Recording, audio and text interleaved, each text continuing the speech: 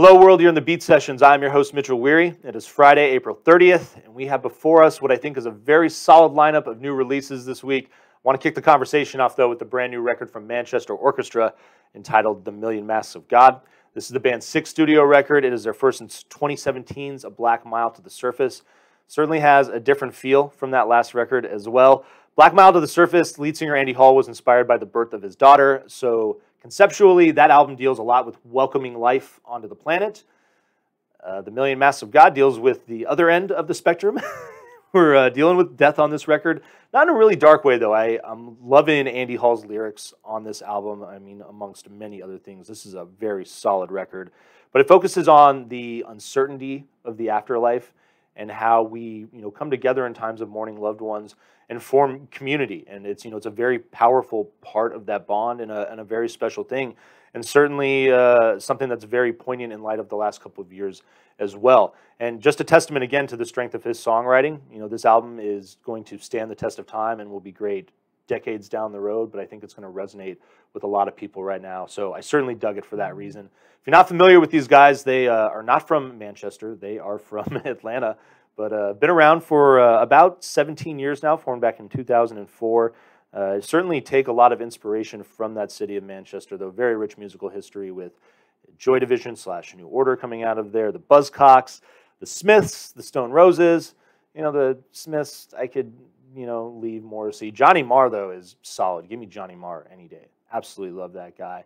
And so, big punk and post-punk feel in their music, but it's definitely more of an indie vibe to it. This particular record is a lot of fun because it's bringing together all of the elements that they've explored on their records. They have a distinctive sound, but part of what I love about the way they make records is that they kind of pick a certain kind of theme or vibe and roll with that. They have hard rockin' records, they have ambient records, and this record really just captures everything. The lead track, Inaudible, it's a great atmospheric opener, and then about halfway through the track, kicks in hard with the drums and the rest of the instrumentation and fills out nicely and is a solid track. Leads into standout track, Angel of Death. That is the second song, probably one of my favorites. Just airy guitars and thick bass, but very groovy. A lot of these tracks really have that vibe to it. In the first half of the album, I think you're really going to get a lot of more of that heavy-hitting, big guitar riff kind of feel. And then the back end of the record, a little bit more of the kind of like ethereal, atmospheric quality, some good acoustic riffs that they're working with on the songs. But we'll get into that. Keel timing, turns up the grooves, reminds me a bit of Twilight Zone by Golden Earring, actually. It's a very groovy jam. Dig the feel of that song. Bedhead is the lead single off the record, and definitely just a solid hook on that album. Really loving all the vocal hooks on this record. Andy Hall's voice, spot on. Just another one of the many fantastic things about this record. The song Telepath, the sixth track after Annie, slows the record down. You start to get into the back end of the record, but it still remains energetic, and it still has a groovy vibe throughout this. Let It Storm is the seventh track on the record. Alternates between this energetic chorus and verses that hang on this beautiful acoustic riff, and they start to play around with some of that acoustic stuff that they've done in the past, and really just very exceptional on this record. Song Dinosaur, I'm loving it because it captures everything that they're doing on this record so beautifully in a very solid 4 minutes or so. And at 11 songs, 46 minutes, this album has a very solid runtime.